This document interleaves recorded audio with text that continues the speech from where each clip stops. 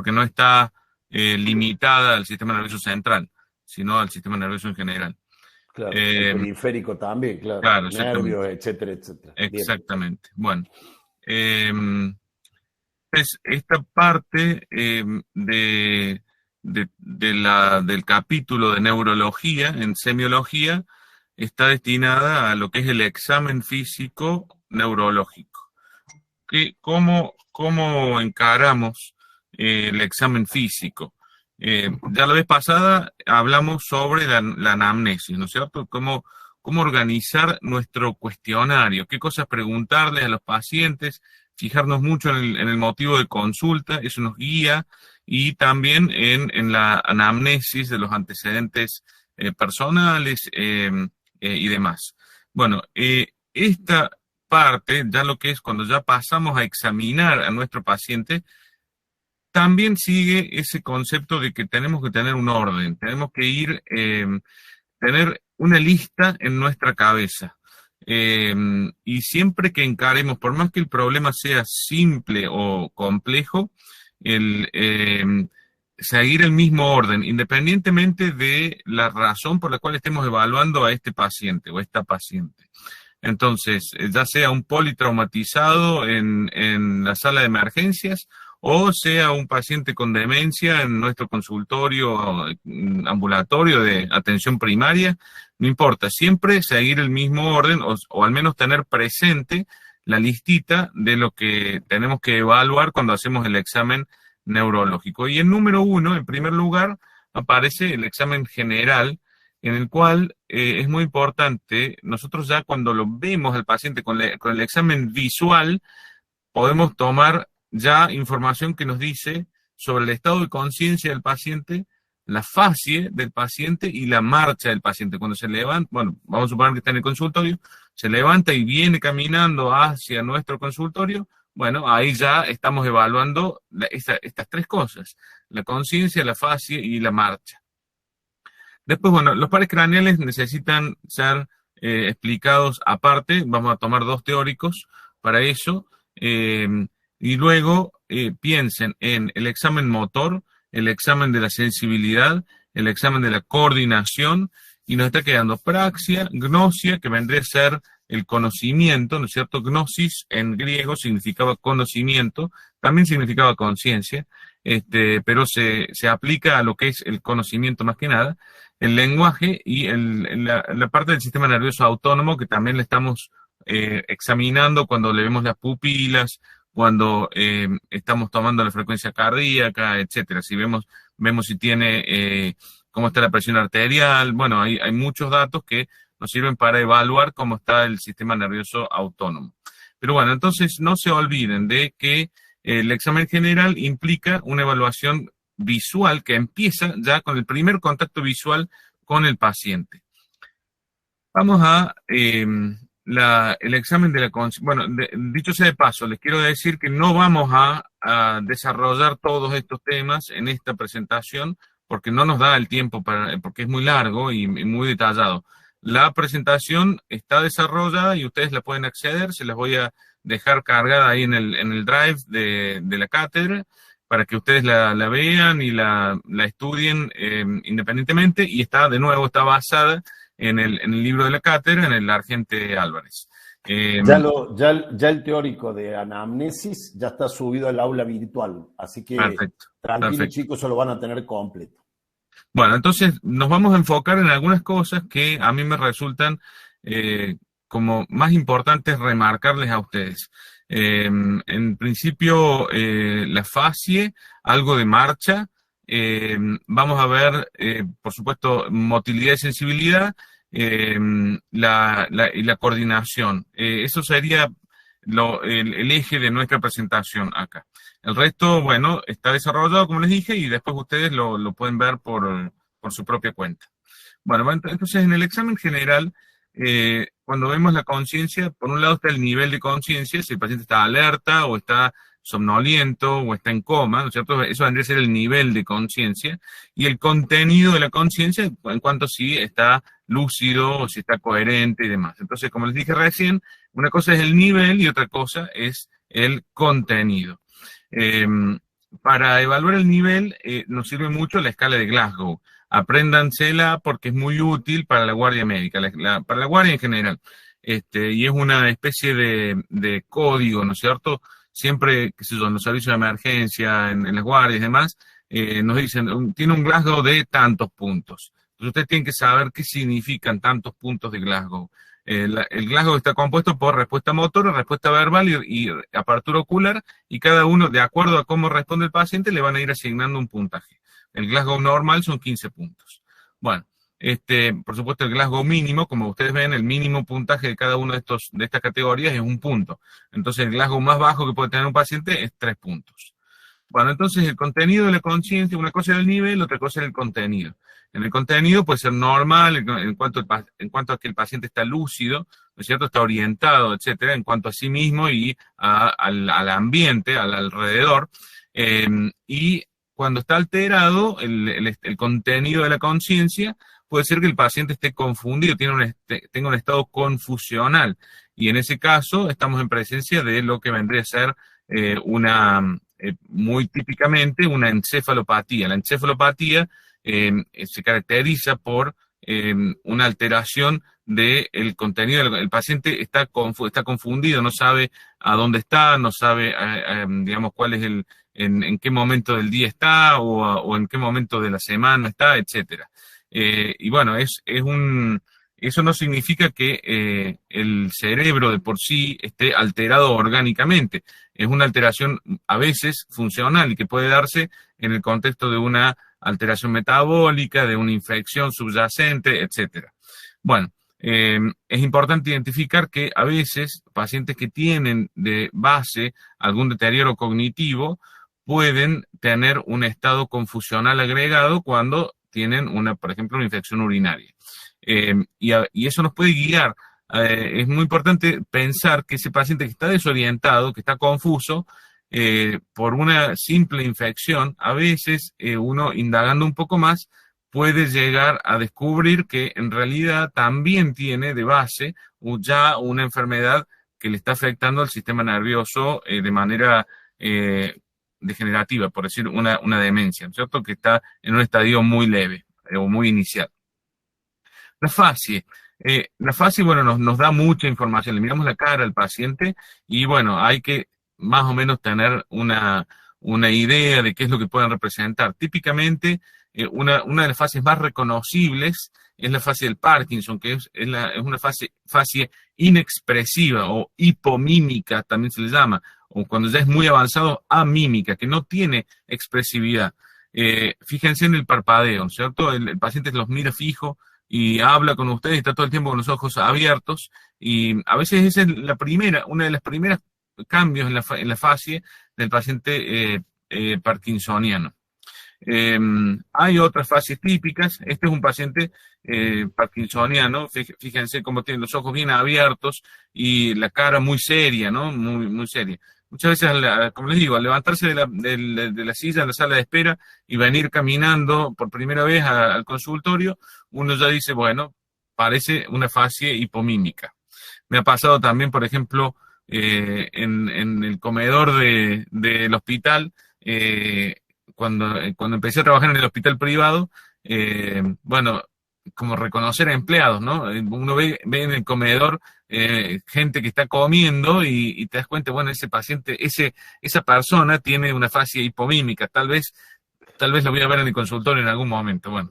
Sí, es un clásico eso. Uno sale a la sala de espera y ya le ves la cara y cómo se levantan de la silla de la sala de espera hasta que entran al consultorio y decís, chao, Parkinson. Claro, exactamente, ya nos guía. O sea, el examen visual, la primera impresión visual ya nos puede dar mucha información sobre el paciente. La fascia de la miastenia tiene caídos los párpados, ¿no? Una ptosis palpebral bilateral, y para compensar el paciente hiperextiende el cuello, levanta la cabeza, levanta la pera, por decirlo así, la mandíbula, y está mirando como tratando de mirar, de levantar los párpados de manera compensatoria. Esa es una fascia miasténica típica. Generalmente en la miastenia gravis, generalmente el déficit o la tosis palpebral es mucho más grave o mucho más pronunciada al atardecer o a la noche. Y a la mañana cuando se despiertan, puede estar normal la fascia. Hay una prueba que es la prueba del hielo, que vean esto, a veces puede ser unilateral, la tosis puede ser de un solo ojo, ¿no? De un solo párpado. Entonces esta paciente tiene una tosis palpebral izquierda, le ponen un hielo frío sobre el párpado e inmediatamente se recupera. Es una prueba diagnóstica. La prueba del hielo sobre los párpados es muy orientadora hacia miastenia gravis. ¿Y por qué el hielo le recupera la motricidad del párpado, Gustavo? Bueno, puede ser, no te puedo dar una respuesta fisiopatogénica, porque demasiado no sabía clara, que era el tema de la pero acetilcolina, qué sé yo. claro, debe estimular, debe producir un mayor aumento de acetilcolina a nivel local. Debe ser un estímulo, ¿no?, de la acetilcolina local. Qué bueno. Bueno, entonces nosotros podemos diagnosticar a través de la prueba del hielo una miastenia gravis. Y después le pedimos laboratorio y cumplirá con otros criterios diagnósticos, la electromiografía y demás. Otra fascia muy típica es la parálisis facial periférica. Entonces, acá vemos que la fascia es asimétrica. Nosotros podemos fijarnos en el surco nasogeniano. Del lado paralizado es más aplanado, es menos profundo el surco, se borra el surco nasogeniano del lado paralizado con respecto al otro lado. Siempre vamos comparando un lado y el otro. Otra forma es decirle al paciente que sonría y le contamos cuántos dientes vemos de un lado versus cuántos dientes vemos del otro lano. A veces una parálisis puede ser muy, muy sutil, pero cuando contamos la cantidad de dientes, ahí nos damos cuenta que hay un diente menos de un lado que el otro. Entonces, ya nos estamos dando cuenta de que tiene, una parálisis facial que cuando afecta a los músculos de la fascia superior e inferior es una parálisis facial periférica. Fíjense acá, está el músculo frontal, está bien plano, bien achatado, no tiene las arrugas comparadas con el lado normal. La ceja del lado normal se levanta, mientras que la ceja del lado paralizado no se puede levantar. Y cuando, nosotros lo que le pedimos al paciente es que mire para arriba y ahí podemos ver cómo se eleva una ceja y se contrae el músculo frontal. O bien, cierre los ojos y solamente se cierra, podemos verle la esclera en el ojo débil. Ese es el signo de Bell. El signo de mirar hacia arriba es el signo de negro. Pero no importan los nombres, lo importante es que ustedes sepan cómo hacer esta maniobra, ¿no? Entonces le pedimos al paciente que sonría, nos fijamos en los surcos nasogenianos, contamos la cantidad de dientes que vemos de un lado y del otro, nos fijamos en el cierre ocular del orbicular de los párpados, y a veces cuando la parálisis es leve, también lo que podemos hacer es, le decimos, cierre los ojos, haga fuerza, y con nuestros ojos intentamos vencer la resistencia del paciente. Y muchas veces, por más que sea visualmente igual, cuando nosotros hacemos fuerza sobre ese músculo, es evidentemente mucho más débil el lado afectado con respecto al otro. Otra fascia característica es la fascia de Horner, en la cual vemos una leve tosis palpebral con una anisocoria. Fíjense, no sé si ustedes alcanzan a distinguir la pupila del lado izquierdo de este paciente está más dilatada que la pupila del lado derecho. Sí, se ve, te acerca y se ve. Exactamente, entonces nosotros vemos una leve tosis palpebral asociada a una miosis unilateral. Eso es por un déficit del input simpático. Está predominando el sistema parasimpático en ese ojo. ¿Y por qué se afectó? Usualmente la vía simpática al ojo llega a través del plexo simpático que está en la carótida, que rodea a la carótida. Entonces, con una lesión carotídea, por ejemplo, una disección carotídea podría producir un síndrome de Horner, pero ese es el Horner periférico. Puede también haber un Horner a nivel central. Por ejemplo, esta chica tuvo una ACV a nivel del bulbo medular, es decir, a nivel del tronco. Las fibras simpáticas se originan en el hipotálamo y viajan a través del tronco cerebral para salir a nivel de la médula cervical y luego toman el sistema nervioso periférico simpático, ¿no? Bueno, cuando atraviesan el bulbo raquídeo, lo hacen de manera lateral, y un infarto muy típico, que es el ACV lateral medular o lateral vulvar, que en castellano, en inglés se le llama lateral medular, que produce el síndrome de Wallenberg. Después lo van a estudiar cuando vean neurología. Al paciente le dan náuseas, vómitos, tiene ataxia, tiene, bueno, una serie de cambios sensitivos también en la cara y en los brazos, en el hemicuerpo contralateral, pero típicamente también puede tener una disfonía y un Horner que en este caso es central. Y hay formas de diferenciarlo, pero ustedes vean cómo hay una leve ptosis palpebral con respecto a la otra, es muy leve. Y si se alcanzara a ver bien la pupila, también esta pupila está más disminuida con respecto a la otra. Entonces, nada más este signo, que yo lo vi, porque sus síntomas de náusea y vómitos eran relativamente leves, pero cuando me tocó ver a esta paciente y le veo ese Horner, digo, no, esta chica está teniendo una ACV. No tenía síntomas de disección carotidia, pero bueno, le hicimos la resonancia y efectivamente había un ACV a nivel del tronco. Bueno, entonces clínicamente nos ayuda a pensar a dónde puede estar la lesión, como decíamos en la clase pasada. ¿A dónde está la lesión? Este es el signo que estamos viendo, ¿no? Vemos el signo de Horner. Entonces, la lesión tiene que estar o en la carótida o en el bulbo medular. Investigamos las dos cosas y, bueno, lo encontramos en el bulbo.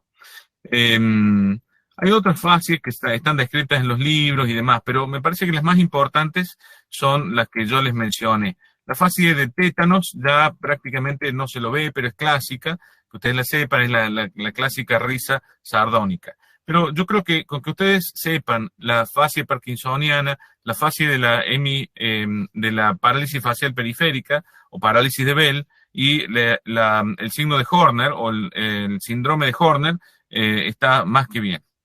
Bueno, vamos a la marcha. La evaluación de la marcha empieza apenas lo vemos. La marcha normal, bueno, acá yo les hice unos videitos el año pasado a los chicos. No se rían, por favor. En la marcha normal miramos los brazos, los movimientos pendulares de los brazos, que camine en una línea recta, que pueda girar, llega hasta un punto, gira y puede girar sin dificultad. Después lo hacemos caminar en tándem, como hacíamos, no sé si ustedes lo hacían, pan queso, ¿no? Un pie adelante del otro, sobre una línea. Después lo hacemos pisaditas, cuando tenemos que elegir jugadores de fútbol. Para elegir los jugadores de fútbol, exactamente. Eso vos, Carlos, no sé si los chicos todavía lo seguirán haciendo. Son cosas de viejo ya, me parece. Sí, tremendo de poner Leandro. Bueno. Me parece que sí. Bueno, no importa. Se llama marcha en tándem, o sea, un pie adelante del otro. Y debería poder hacerlo normalmente una persona sin apoyo, sin ayuda. Pero no es fácil, Inténtenlo en la casa ustedes solos y se van a dar cuenta de que es difícil mantener el equilibrio cuando uno va poniendo un pie adelante del otro. Después lo hacemos caminar sobre la punta de los pies y sobre los talones. Entonces, de esa manera podemos evaluar debilidad muscular. No solamente equilibrio, coordinación y demás, sino también debilidad muscular a nivel periférico. Una neuropatía periférica, por ejemplo, una polineuropatía con afectación distal, el paciente no puede ponerse sobre la punta de los pies. O también si tiene una leve asimetría, que no me doy cuenta, cuando lo hago caminar sobre los talones no puede compensar, no puede mantener la punta de los pies hacia arriba, de un lado comparado con el otro lado. Entonces, es muy útil la evaluación de la marcha en el consultorio. Normalmente yo les digo a los pacientes, bueno, vamos al pasillo, camine como si estuviera en la calle, sin que nadie lo esté viendo, camine normal. Entonces nos fijamos en todo eso, en los movimientos pendulares y demás. Bueno, la marcha puede estar alterada por segmentos, es decir, por un problema a nivel inferior, a nivel central o a nivel superior. Eso es más típico, ¿no? Pero hay miopatías en la cual el problema está más que nada en la pelvis. Enfermedades musculares, enfermedades neurológicas que afectan a los músculos, que producen lo que se llama una marcha de pato, en el cual el paciente tiene que movilizar mucho la pelvis para poder avanzar, para poder caminar. Y cuando el problema está más de manera más inferior, que se le cae la punta de los pies, es lo que se llama la marcha en Stepage, que es la de las polineuropatías. Le muestro, para no avanzar. A ver, espérense, disculpen. Acaban de ver de nuevo, no se rían, ¿no? Pero esta es la marcha en pato. El paciente mueve la pelvis, oscila, va bamboleando la pelvis para un lado y para el otro, y de esa manera puede arrastrar los pies hacia adelante, ¿no es cierto? Esa es la marcha de pato, que es una miopatía. La marcha en Stepage, no sé si se escucha mi audio ahí. Sí. Se escucha el audio. Se escucha, sí. Tiene que hacer una extensión del torso hacia atrás. Levanta la punta, levanta la rodilla y cae la punta del pie. Eso es una polineuropatía, una afectación. Y esa punta del pie como que escarba un poquito en el piso, ¿viste? Cae claro, así como una raspadita, digamos. Exactamente, va como arrastrando la punta del pie para poder levantarlo. Bueno, después tenemos la marcha tabética, que cuando hay un problema de la propriocepción, sobre todo en los cordones posteriores medulares, en la cual el paciente también va a tener un signo de Romberg positivo. Bueno, tiene un aumento de la base de sustentación, y la marcha en estrella es muy útil hacerla cuando hay un problema vestibular. ¿Se acuerdan en la clase pasada que hablábamos del vértigo periférico o vértigo central? Cuando un paciente tiene vértigo periférico es por afectación del sistema vestibular. Entonces, si usamos la marcha, si le evaluamos la marcha, le decimos al paciente que camine hacia adelante y hacia atrás con los ojos cerrados, se va a ir desviando y va a ir formando como si fuera una estrella en el piso. Entonces, hacia el lado vestibular afectado. Bueno, seguimos avanzando, así no me demoro tanto. La paresia espástica, cuando, bueno, el paciente tiene un aumento en el tono muscular, y la importante es la marcha hemipléjica, cuando ha tenido un ACV. El paciente, puede tener un tumor cerebral, ¿no es cierto?, también, en el cual tiene una hemiplegia contralateral. Ahí ven. Lo van arrastrando y muchas veces el miembro superior va ligeramente doblado, ¿no? Es una marcha, una paresia espástica. Esta marcha, ahí está parético el paciente. Todavía tiene algo de fuerza. Si está completamente debilitado, decimos que está pléjico. Y ahí ya está con una espasticidad mucho más marcada y mueve la pierna como si estuviera, claro, como si fuera una guadaña. Son movimientos circulares del miembro inferior. Ese miembro inferior es como si fuera una pata de palo, está tan duro, ¿cierto?, que, para poder movilizarlo, el paciente tiene que hacerlo desde la pelvis, y lo hace con movimientos circulares como si fuera una guadaña. Esa marcha es muy típica de la hemiplegia espástica. Bien. Bueno, entonces, esas son las dos. La marcha, esta es la que yo les quería comentar, porque es súper útil en el Parkinson, y además tenemos un actor invitado. Hemos venido diciendo que el paciente con parkinsonismo, cuando se levanta ya le vemos la cara, está hipomímica, y tiene dificultades hasta para incorporarse de la silla muchas veces y demás, pero no todas las veces es tan evidente. A veces es mucho más sutil. ¿Y cómo nos damos cuenta? Bueno, miren, cuando es un Parkinson ya avanzado, el doctor Preisman es un gran actor. Ese es un típico paciente con Parkinson avanzado que le cuesta dar vueltas, descompone el movimiento de giro en muchos pasitos chicos, y también va cambiando la velocidad. Cuando toma impulso no puede parar y avanza mucho más rápido. Bueno, eso es un Parkinson avanzado, pero no siempre. O sea, a veces nos viene como primera vez un paciente que tiene algunos, no sabe muy bien qué le está pasando, y yo puedo diagnosticar Parkinson. ¿Por qué? Porque le miro el balanceo de los brazos. Lo hago caminar y me fijo en los brazos. Normalmente los brazos tienen que moverse de manera simétrica, pero un Parkinson incipiente, lo único que encuentro en el examen físico es que, vean, mi brazo derecho no se mueve y el brazo izquierdo se balancea. y a lo mejor es lo único que veo como alteración en todo mi examen neurológico, ¿me entienden? Pero yo ya estoy viendo ahí una asimetría en los movimientos involuntarios. A veces, si el paciente está distraído, puede tener un leve temblor en alguna de las manos, puede ser la misma mano del brazo que no se balancea correctamente. Bueno, ya cuando va avanzando, lógicamente, tiene la posición ya mucho más encorvada y, bueno, descompone el movimiento de giro en varios pasitos. Bueno. Después tenemos cuando ya está afectado a nivel medio, la ataxia cerebelosa, como si fuera la marcha del borracho, que tiene dificultad, torpeza, amplía la base de sustentación y tiene una tendencia a lateropulsión, es decir, se va hacia un lado, se va hacia el otro. La marcha apráxica es como si estuviera pegado al piso, es decir, no puede despegar los pies del piso, se le llama también marcha magnética. El paciente está como fijo, a ver si, déjenme mostrarle el videito. La marcha apráxica que se ve en el paciente con hidrocefalia normotensiva, realmente un paciente, un adulto mayor, que tiene un trastorno de la memoria, del conocimiento, trastorno de la marcha e incontinencia urinaria. Son los tres. La tríada de la hidrocefalia normotensiva.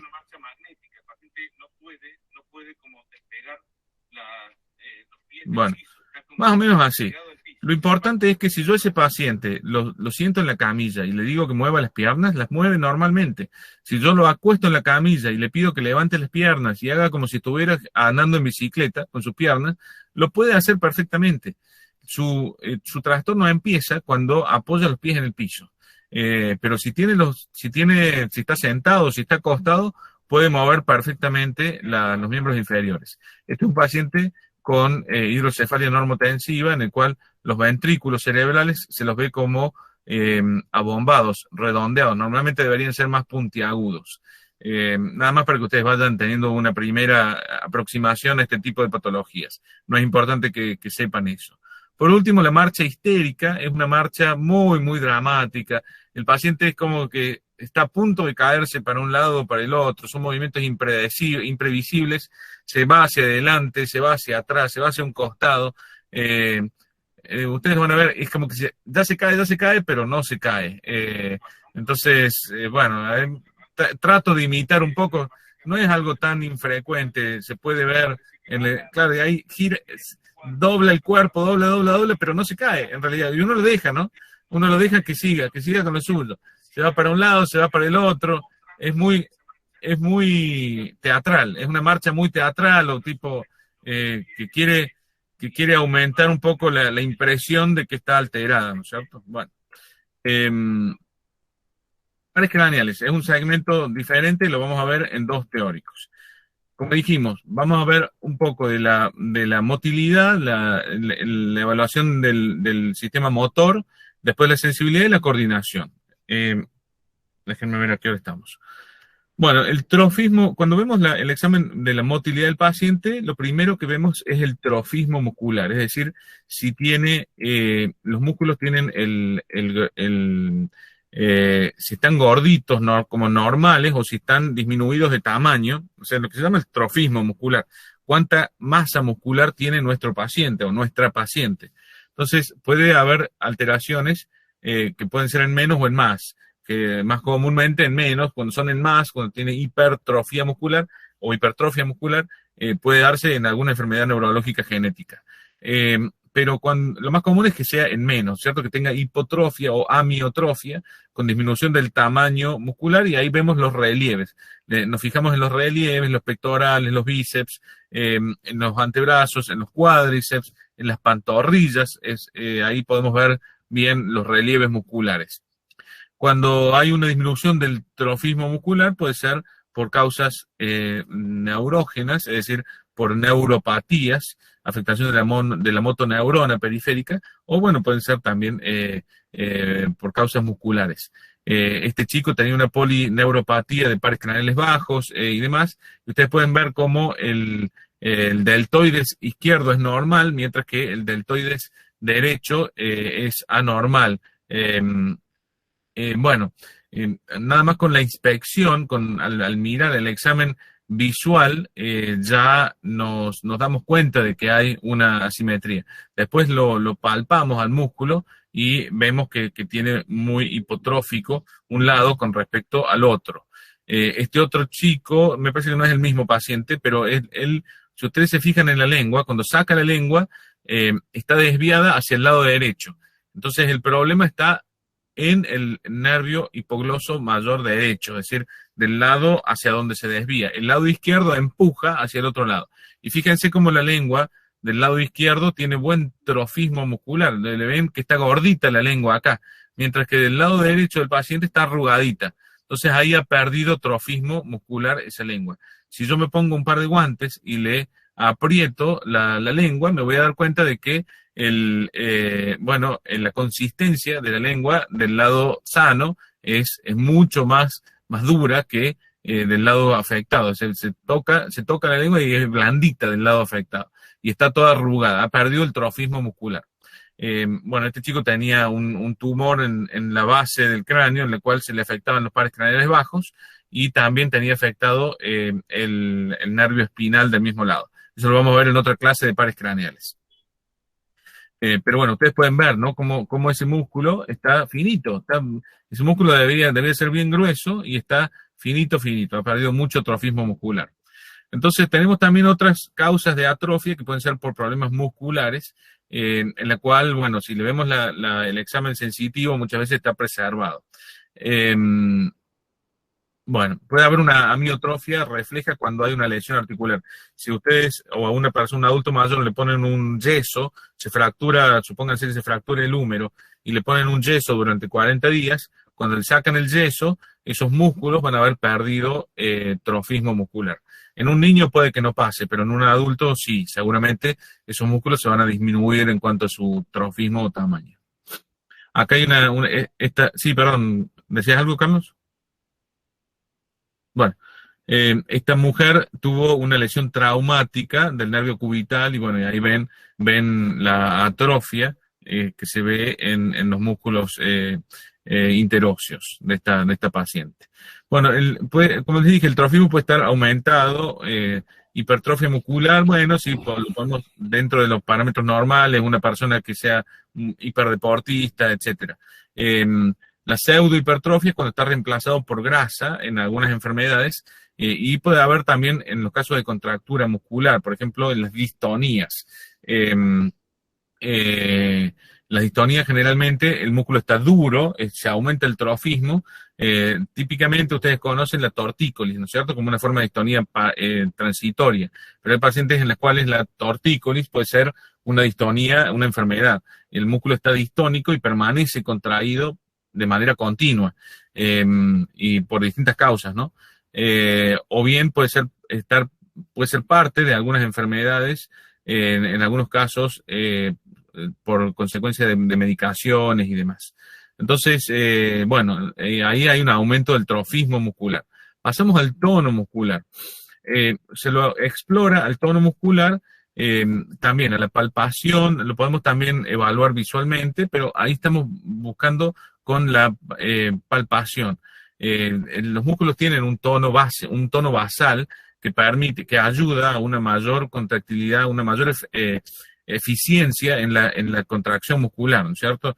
Ese tono muscular está dado por el reflejo miotático, principalmente, ¿no es cierto? Por el arco reflejo que nos mantiene el tono muscular normal.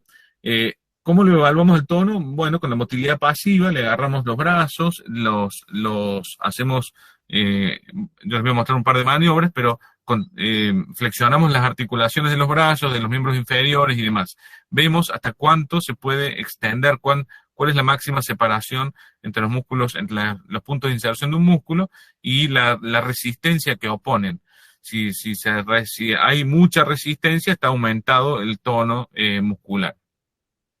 Bueno, esta prueba de la sensibilidad, nosotros le decimos al paciente que relaje los brazos y lo tomamos de la cintura, lo movemos para un lado y para el otro, como sacudiéndolo, y si están bien relajados los músculos, van a tener un movimiento pendular mínimo, normal, pero si está hipotónico, puede ser que los brazos, bueno, se van a tener una mayor excursión, como si siguiendo la inercia, ¿no es cierto?, de los movimientos, o eso puede estar disminuido. Es como que hay que aprender a hacerlo con el tiempo, evaluar.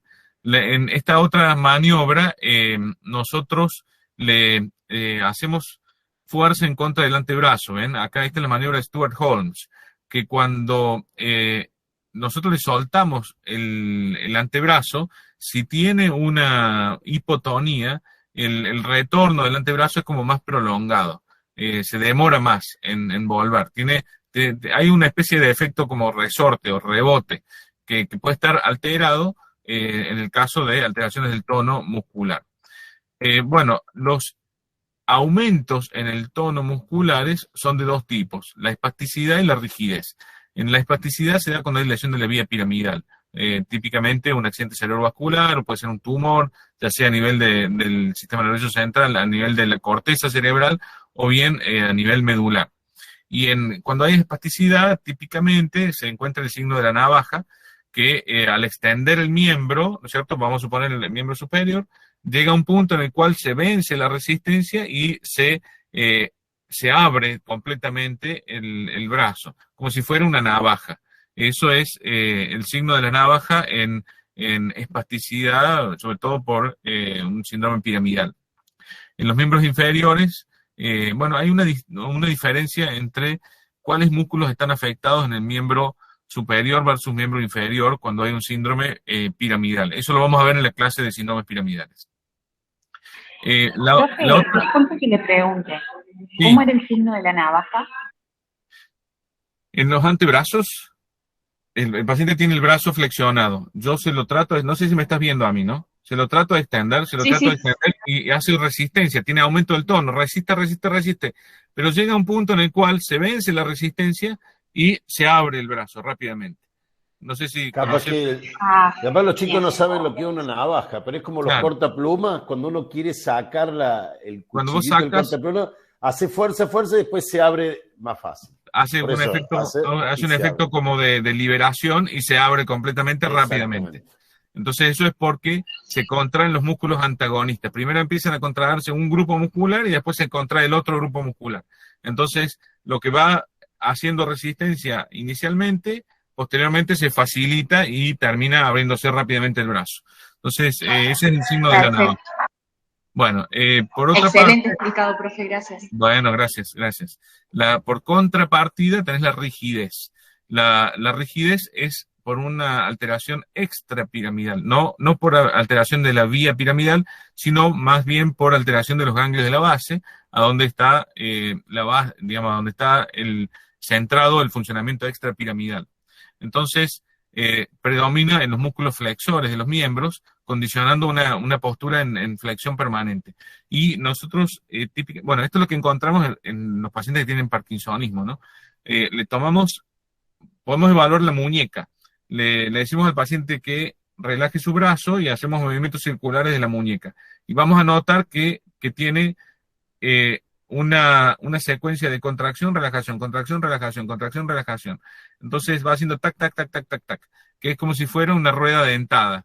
Por eso se llama así. Lo mismo nosotros apoyamos la mano sobre el codo y le hacemos al paciente flexionar y extender el codo y vamos a ver que también sentimos pequeños movimientos.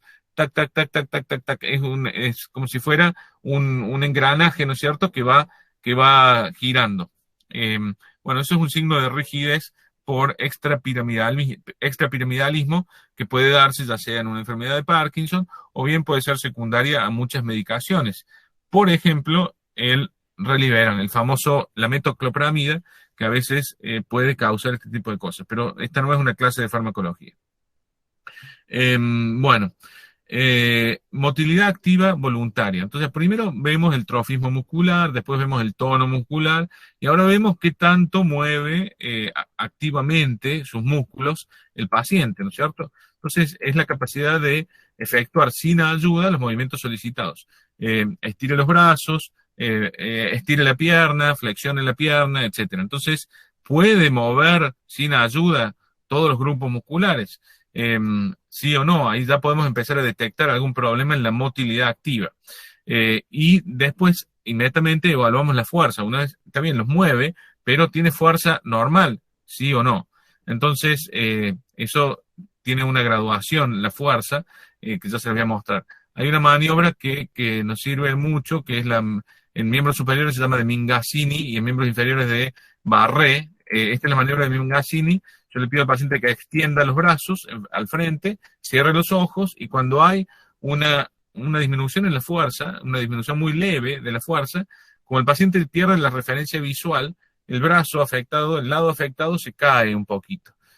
También le podemos pedir que ponga las palmas para arriba y hace una leve pronación del lado afectado. Vamos que siempre, por supuesto, esto se exagera cuando cierra los ojos, de nuevo, porque pierde la referencia visual. Cuando el paciente está viendo sus brazos, puede ir compensando, va haciendo más fuerza de un lado con respecto al otro.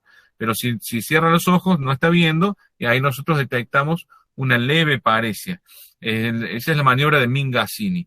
Y en miembros inferiores, le pedimos que levante, bueno, esa es la misma de Mingazzini para miembros inferiores, pero la maniobra de Barré es, el paciente está en decúbito prono, y le pedimos que doble las piernas, ¿cierto?, hacia atrás. La pierna afectada o débil o parética se cae con respecto a la normal.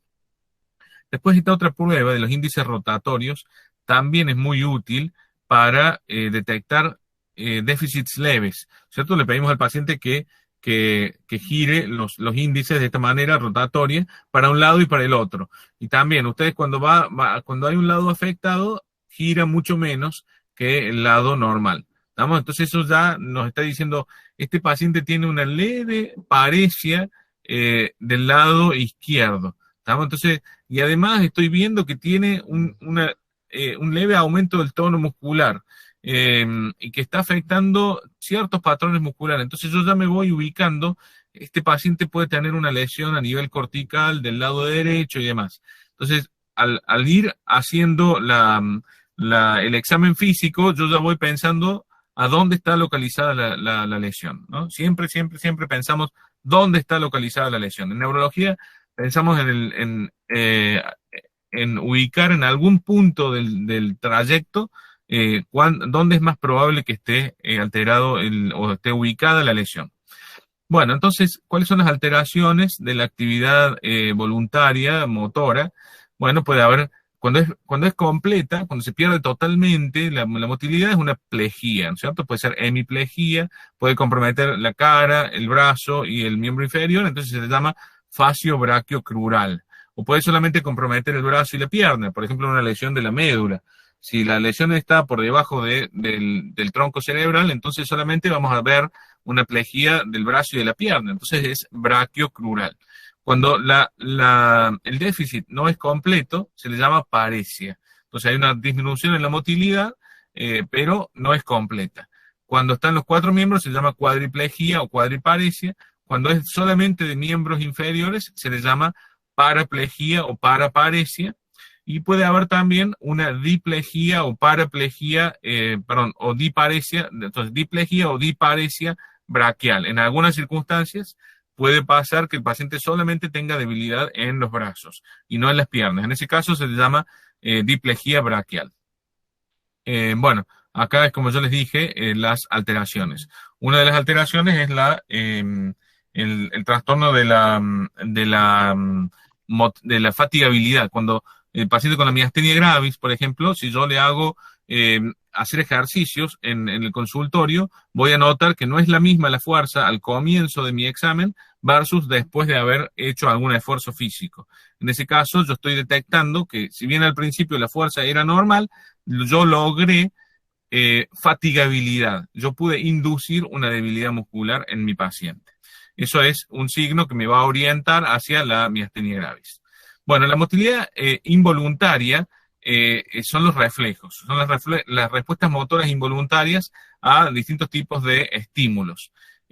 La producción de estos reflejos se basa en el arco reflejo de la médula espinal, en el reflejo miotático, ¿cierto? Que ya lo habrán visto en fisiología.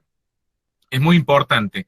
Evaluar los reflejos es muy importante porque nos da una idea de la integridad del arco reflejo, ¿no es cierto? Que a nivel medular, que por un lado depende de la vía aferente que llega a los cordones posteriores por vía de los axones de la neurona que está ubicada en el ganglio espinal, y por otra parte me está evaluando la vía eferente o motora, ¿no es cierto? Entonces, si hay alguna alteración de los reflejos, puede ser en más o en menos, vamos a suponer que sea en menos, entonces el problema puede estar a nivel sensitivo o a nivel motor, o puede estar a nivel sensitivo-motor, ¿cierto?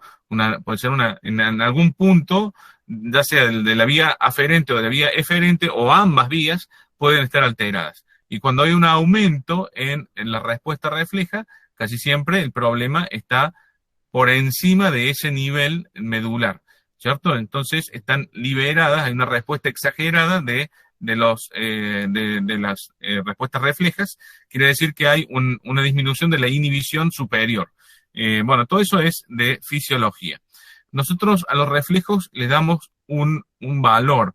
Cuando está ausente, ponemos un 0. Cuando está hiperrefléxico, cuando lo que estamos evaluando hay una respuesta exagerada, le damos un 4. Entonces, pueden estar presentes disminuidos, normales. Los normales son 2, le damos un 2.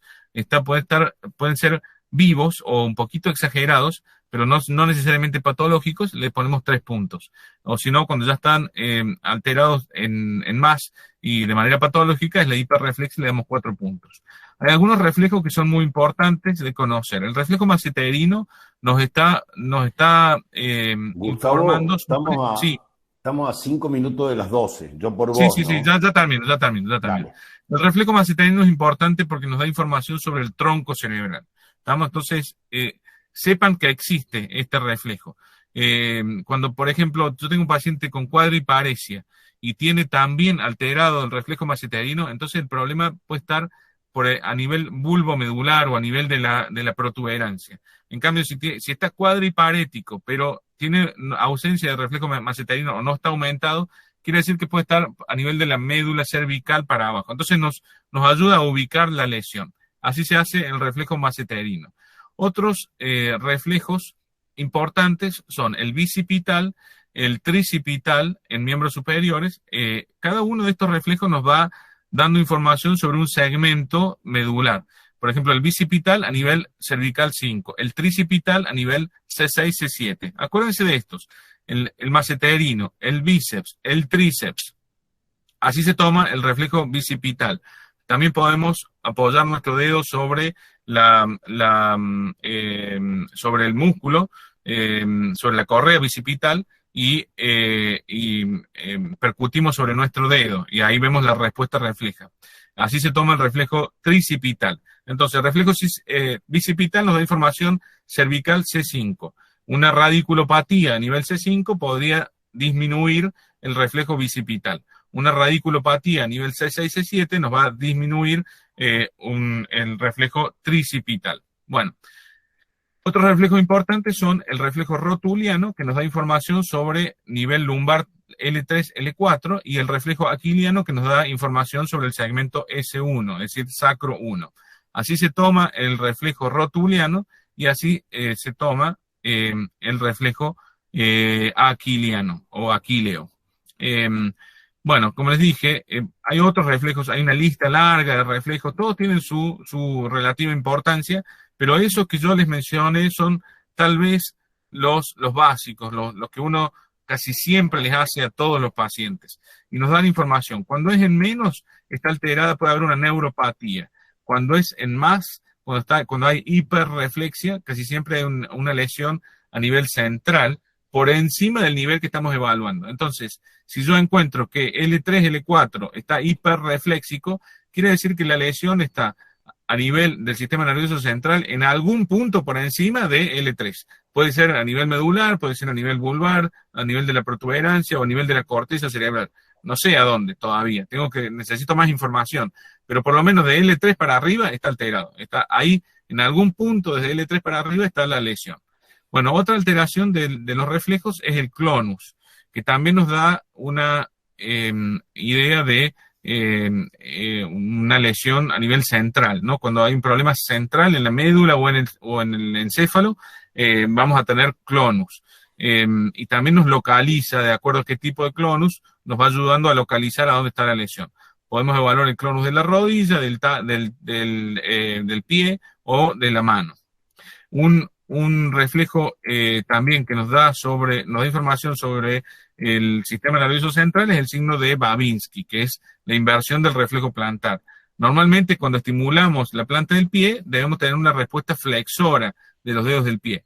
Si nosotros estimulamos la planta del pie de esa manera y obtenemos una respuesta extensora, se levanta el dedo gordo y se extienden los otros 4 dedos, entonces eso es un signo de Babinski que está presente. No deberíamos decir positivo o negativo, no es que sea positivo o negativo, sino que está presente el signo de Babinski o no está presente el signo de Babinski. También podemos decir respuesta plantar flexora o respuesta plantar extensora. Todas esas son analogías. Y una analogía o un reflejo que nos habla sobre la vía piramidal a nivel de los miembros superiores es el reflejo de Hofmanns. Cuando yo le estimulo la uña de esa manera, no sé si ustedes pueden ver mi mano ahí, ¿no? Pero si yo hago este movimiento en la uña, ¿estamos? Del dedo medio, obtengo una respuesta flexora del índice y del pulgar. Ese vendría a ser el equivalente al Babinski en miembros inferiores. Entonces, cuando un paciente tiene hiperreflexia y un Hofmanns de miembros superiores, entonces yo ya sé que la lesión está por lo menos a nivel cervical. Tiene o bien un disco que le está comprimiendo la médula, o bien un tumor, o sea, no importa qué tipo de lesión, pero la lesión está ubicada por lo menos a nivel cervical, de ahí para arriba. ¿Estamos? Bueno. La coordinación, la taxia y la praxis, bueno, eso generalmente lo evaluamos con la prueba índice nariz y la prueba de talón rodilla. La maniobra de Romberg, le pedimos al paciente que se mantenga el equilibrio, ponga los pies juntos, los brazos al costado y cierre los ojos. Cuando está alterada la propriocepción, el paciente inmediatamente pierde el equilibrio. ¿Estamos? Eso es por lesión generalmente de los cordones posteriores de la médula, pero también puede ser por una polineuropatía muy severa. Se le puede hacer, esa maniobra está sensibilizada, le ponemos un pie adelante y un pie atrás y le pedimos que cierre los ojos y de esa manera evidenciamos todavía más el déficit. Y bueno, la prueba índice nariz también nos habla de la coordinación, generalmente nos está localizando si hay algún déficit, el paciente descompone los movimientos, en vez de hacerlo bien coordinado y en un solo movimiento de ida y vuelta, lo hace como moviendo en varios movimientos para llegar a la nariz o para llegar al otro target, ¿no es cierto? A veces lo hacemos dedo nariz. Entonces, en ese caso, nos está guiando hacia el cerebelo. El problema puede estar en el cerebelo y del mismo lado a donde está la alteración en el examen. Lo mismo, esa forma de evaluar la ataxia en miembros inferiores es con la prueba de talón rodilla. Bueno, y hay alteraciones. Acá vamos a parar. Los movimientos involuntarios incluyen, por ejemplo, el temblor, pero en eso el tema de temblor lo van a ver con Carlos cuando Carlos dé el teórico de extrapiramidalismo y demás. Vamos a terminar acá. Les queda bien desarrollado los temas de la sensibilidad superficial y profunda. También la vamos viendo, sobre todo a nivel superficial, la táctil, dolorosa y térmica. Utilizamos objetos para ver si el paciente puede detectar el estímulo a nivel de la piel, ¿no es cierto? Cuando estamos viendo la sensibilidad superficial. Y a nivel profundo, la más importante de todas es la palestesia, que es la sensibilidad vibratoria. Utilizamos un diapasón que lo colocamos sobre los rebordes óseos. Y eso nos da una idea, ya sea también de la vía periférica que transmite la sensibilidad profunda, o bien de los cordones posteriores a nivel medular. Si hay una alteración de esta sensibilidad, nos puede ubicar en esos dos lados. Las alteraciones son en menos también o en más. Bueno, listo, dejamos acá, el resto les queda a ustedes para que lo vean ahí en la presentación. Cualquier duda, por supuesto, se pueden poner en contacto conmigo. Bueno, muchas gracias, Gustavo. No, gracias a ustedes. Te ayudó el auto, me parece, esa escenografía vehicular para ir más rápido. Sí, puede ser. Uy, perdón, disculpen que debo estar todavía compartiendo pantalla, me parece. Sí, todavía sí. Cerralo. A ver, ahí está. Bueno. Listo. Muy bien. Te liberamos, Gustavo. Anda, yo me quedo un ratito con los chicos. Me voy al consultorio ahora que me están esperando los pacientes. Dale, gracias. Gracias, Abril. Muchas gracias. Gracias, Abril, por el gracias, feedback. profe. Gracias, profe. Espero que les haya gustado. Cualquier cosa, se ponen en contacto conmigo. La semana que viene la hacemos bien tranqui a los pares craneales, Gustavo, y repasamos lo que haga falta. Es más fácil de todas, la de pares craneales. Bueno, un abrazo. Gracias. Chao, hasta luego. Gracias. Chao. Bueno, chicos, si quieren preguntar algo y se lo podemos evacuar, y si no, nos encontramos el próximo martes a las 11. Le van a dar las notas del parcial esta semana. Bueno, nos vemos el martes a las 11. Cualquier cosa, estamos en contacto. Dale, si alguien quiere preguntar algo o comentar algo. No, profe, yo solamente le iba a preguntar. Sí, cuando supongamos que un paciente no tiene el signo de, me parece que era Hoffman, puede ser, y solamente presenta Babinski, ¿en qué paciente se da? O sea, ¿dónde tenía la lesión el paciente? Sería muy raro, digamos. Generalmente cuando el cerebro lo que hace siempre es inhibir los reflejos. Todo inhibe el cerebro, reprime. Cuando se pierde algo de la corteza cerebral, se liberan los reflejos para abajo, en una segunda instancia. En primera instancia, generalmente son los accidentes cerebrovasculares. Cuando hay un daño cerebral, habitualmente tenés Babinski y Hoffman, digamos. Lo que usamos los reflejos es sobre todo para los momentos del accidente cerebrovascular. Vamos a tener una clase específicamente de ACV, que Gustavo, como está en 2 lugares del mundo, le dice stroke. Pero esa clase es muy aclaradora de un concepto que a mí siempre me costó entender desde estudiante. Porque cuando produce la agresión cerebral, el paciente tiene arreflexia, está en coma. Y después, cuando la lesión cerebral va avanzando en horas, no funciona la neurona de la corteza, pero sí están las neuronas de la médula y las neuronas inferiores, digamos. Entonces aparece la hiperreflexia. A uno le cuesta entender, porque cuando veíamos la marcha, ¿se acuerdan que tenía el brazo espástico y la pierna como en guadaña, digamos? Es porque ya no está la represión de la corteza, está la secuela del ACV. Entonces, vamos a explicar esto, que no es lo mismo explorar los reflejos en el inicio del accidente cerebrovascular, cuando el paciente está en shock, digamos, cuando el daño cerebral es agudo y el paciente tiene arreflexia, que cuando evoluciona el ACV y al no estar la represión de la motoneurona del sistema nervioso central cortical, se desreprime lo que es médula y hay hipertonía, y hay hiperreflexia, digamos, ¿no? Que es lo que seguramente en stroke vamos a volver sobre eso. Me encanta que participen y bueno, seguramente lo vamos a ir aclarando de a poquito en las medios, vayan dando los teóricos y las actividades prácticas que ya son presenciales. Así que bueno, bienvenidas las preguntas y tranqui, de a poco.